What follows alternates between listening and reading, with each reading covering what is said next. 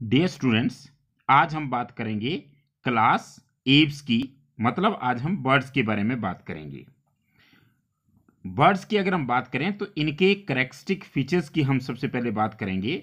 और आप सभी जानते हैं कि they have feathers. You can say the presence of feather is one of the most important characteristic feature of these birds, and most of them can fly, but some of them they are flightless birds, and these are ostrich, kiwi, etc. Birds have beak and their forelimbs are modified into wings, while hind limbs generally have scales and are modified for walking, swimming और clasping the tree branches. तो अगर हम birds की बात करें तो उनमें feathers होते हैं, मैक्सिमम उनमें से उड़ सकते हैं, और इनमें बीक होती है। फोर लिम्स जो होते हैं वो विंग्स में मॉडिफाई हो जाते हैं, और हाइंड लिम्स की बात करें तो उनमें स्केल्स होते हैं और वॉकिंग, स्विमिंग और क्लैस्पिंग में मदद करते हैं। तो इस तरह से ये बर्ड्स के बहुत ही इंपॉर्टेंट फीचर्स हैं।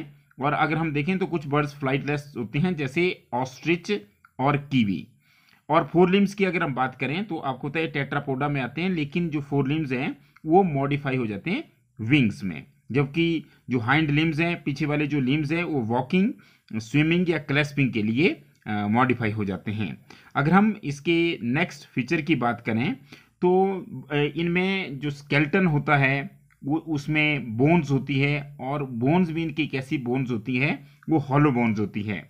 और अगर हम स्किन की बात करें तो इनकी जो स्किन होती है वो ड्राई होती है, और उसमें कोई ग्लैंड्स नहीं होती, केवल एक ग्लैंड होती है, दैट इज ऑयल ग्लैंड और preen gland which is present at the base of the tail. और अगर बोन्स की हम बात करें तो इनमें जो बोन्स होती हैं दे आर न्यूमेटिक बोन्स। तो अगर हम कैरेक्टरिस्टिक फीचर की बात करें तो they have dry skin without glands except the oil gland at the base of tail. The endoskeleton is fully ossified. It means it is made up of bones, and the bones are pneumatic. Pneumatic means these are hollow with air cavities. Bone जो होती है वो हल्की होती है और उनमें air की कैविटी होती है। और एक और इंपॉर्टेंट कैरेक्टरिस्टिक फीचर की बात करें तो इनके डाइजेस्टिव सिस्टम में एडिशनल चैम्बर होते हैं, और जो एडिशनल चैम्बर होते हैं वो जैसे क्रॉप की अगर हम बात करें या गिजर्ट होता है। और हार्ट की अगर हम इनकी बात करें तो इनमें जो हार्ट होता है ये फोर चैम्बर्ड होता है। फोर चैम्बर्ड का मतलब है दो ऑरिकल्स होंगे, right auricle, left auricle, right ventricle, left ventricle. तो इसका मतलब है कि इनमें जो हार्ट होता है वो फोर चैम्बर्ड होता है। ये एक बहुत इंपॉर्टेंट चीज है कि इनकी जो स्किन होती है वो ड्राई होती है, और उसमें ग्लैंड्स, कोई ग्लैंड्स नहीं होती, केवल प्रीन ग्लैंड्स होती है या ऑयल ग्लैंड्स होती है, जो कि टेल के बेस पे होती है। इसलिए आपने देखा भी होगा कि जब बारिश का मौसम होता है तो बर्ड्स जो क्या करते हैं वो टेल रीजन में अपनी बीक को लगा करके फिर उसमें पंख में अपने जो फेदर्स हैं उनमें लगाते रहते हैं। इसका मतलब है कि उनको क्या करते हैं, वाटर प्रूफ बनाते हैं, तो इस ऑयल ग्लैंड की मदद से। और एंडोस्केल्टन में भी बहुत इंपॉर्टेंट है। अगर आप बर्ड्स की बोन्स देखें तो बर्ड्स की बोन काफ़ी हल्की होती है, और इसका मतलब होता है उनके अंदर जो होती है वो एयर भरी होती है, इसलिए ऐसी बोन्स को न्यूमेटिक बोन्स कहा जाता है। और इनका जो एंडोस्केल्टन है वो बोन्स का बना हुआ है, जिसको हम कह सकते हैं कि इट इज़ फुली ऑसिफाइड। तो इस तरह से जो बर्ड्स होते हैं उनमें कुछ ऐसी मॉडिफिकेशंस होती है जिसकी वजह से वो उड़ने में क्या करते हैं, उनको मदद बनाते हैं। अब अगर हम इनकी बात करें तो these are warm blooded. Warm blooded means they can regulate their body temperature, मतलब they are able to maintain a constant body temperature. तो देखिए ये बहुत इंपॉर्टेंट चीज़ है। अभी तक हम पढ़ रहे थे कि कोल्ड ब्लडेड होते हैं। कोल्ड ब्लडेड का मतलब होता है कि they are not able to maintain a constant body temperature, but these birds have ability to maintain a constant body temperature. और अगर इनकी रेस्पिरेशन की हम बात करें तो रेस्पिरेशन लंग्स के थ्रू होती है, और लंग्स की भी एक बहुत इंपॉर्टेंट कैरेक्टरिस्टिक फीचर होती है कि लंग्स के साथ एयर सैक्स जो होते हैं वो कनेक्टेड होते हैं, और इससे रेस्पिरेशन को सप्लीमेंट होने में मदद मिलती है, मतलब रेस्पिरेशन को सप्लीमेंट करते हैं। और अगर हम सेक्सेस की बात करें तो इनके केस में सेक्सेस सेपरेट होते हैं, मतलब मेल और फीमेल होते हैं। तो इस तरह से अगर हम बात करें तो बर्ड्स होते हैं, these are warm blooded. Warm blooded का मतलब होमियो आयोथर्मस, और इसका मतलब है कि they have ability to maintain the constant body temperature, they have pulmonary respiration, that is the respiration through lungs, and these lungs are supplemented or connected to the air sacs, and these air sacs supplement the respiration, and the sexes are separate, means male and female are different.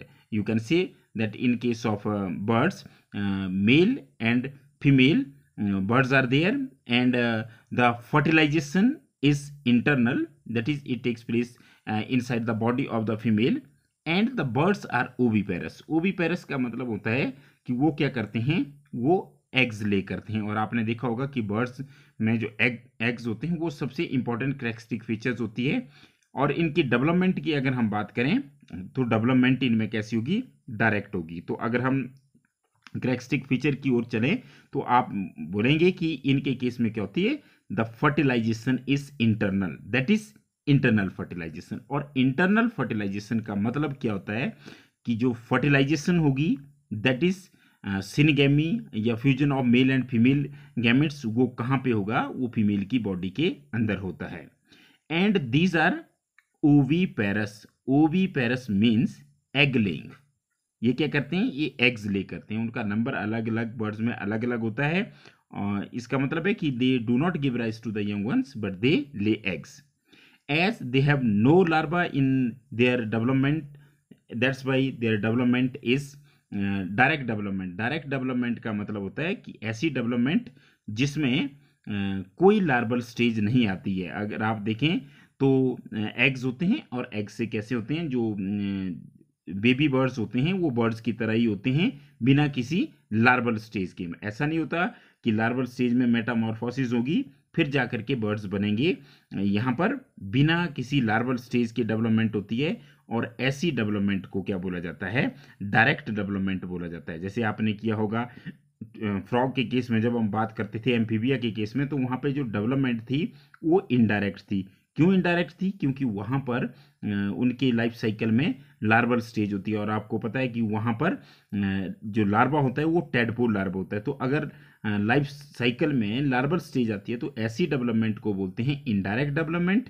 पर अगर हम इनकी birds की बात करें तो birds के life cycle में ऐसा कोई लार्वल स्टेज नहीं होती, और सीधे ही एग से क्या होते हैं, एग से जो होते हैं वो बेबी बर्ड्स उसकी तरह होते हैं, बर्ड्स की तरह होते हैं। That's why they have direct development. तो अब हम इसके बाद बात करेंगे एग्जाम्पल्स की, और एग्जाम्पल्स के लिए हम कोशिश करें, क्योंकि जो डायग्राम एनसीईआरटी की बुक में होते हैं वो बहुत इंपॉर्टेंट होते हैं और पेपर में पूछे जा सकते हैं, कम्पिटिटिव एग्जाम में पूछे जा सकते हैं। इसलिए जो एग्जाम्पल एनसीईआरटी की बुक में है, जिनकी पिक्चर हमें मिली, उनको हम वहीं से लेंगे। तो इसमें सबसे पहले हम बात करेंगे कॉर्वस की, और कॉर्वस आपको पता है कि कॉमन नाम इसका जो है वो क्रो होता है, और ये आप सबने ऑब्जर्व भी किया होगा, हमारे आसपास सराउंडिंग में कॉर्वस पाया जाता है। तो सेकंड एग्जाम्पल की अगर हम बात करें तो कोलुम्बा। कोलुम्बा मीन्स पिजन। और जैसे मैं बात कर रहा था कि क्रॉप, तो इनमें भी क्रॉप होती है, गिजर्ड होती है, और पिजन और पैरट ऐसे वर्ड्स होते हैं जो उनमें मिल्क सिक्रेटिंग ग्लैंड्स भी होती है। अब सीटाकुला की अगर हम बात करें तो सीटाकुला मीन्स पैरट, और पैरट आपको पता है बहुत ही सुंदर पक्षी होता है, और पैरट को क्या बोला जाता है, सीटाकुला बोला जाता है। जैसे मैंने आपको बताया ये एनसीईआरटी की इमेज थी। अब हम बात करते हैं जो फ्लाइटलेस बर्ड है, स्ट्रूथियो मीन्स ऑस्ट्रिच। आपको पता है कि एग ऑफ ऑस्ट्रिच जो होता है वो लार्जेस्ट सेल होती है, तो ये फ्लाइटलेस बर्ड होता है। अब इसके बाद हम बात करते हैं जो हमारा नेशनल बर्ड भी है, पेवो, दैट इज पीकॉक। और पीकॉक आपको पता है कि पीकॉक कितना डिफरेंट होता है बाकी बर्ड से। और इसके बाद जो नेक्स्ट एग्जाम्पल है that is Aptenodytes, and Aptenodytes means penguin. और पेंगुइन के बाद हम जो नेक्स्ट एग्जाम्पल है उसको डिस्कस करने जा रहे हैं, और जो लास्ट एग्जाम्पल हमारा है that is Neophron. Neophron means vulture. और आपको पता है कि वल्चर जो होते हैं वो क्या करते हैं, जो डेड एनिमल्स होते हैं उनकी बॉडी को डिस्पोज करते हैं, तो इसलिए ये नेचर को साफ करने में भी मददगार होते हैं। तो इस तरह से आज हमने एनिमल किंगडम को डिस्कस कर लिया। Thanks for watching.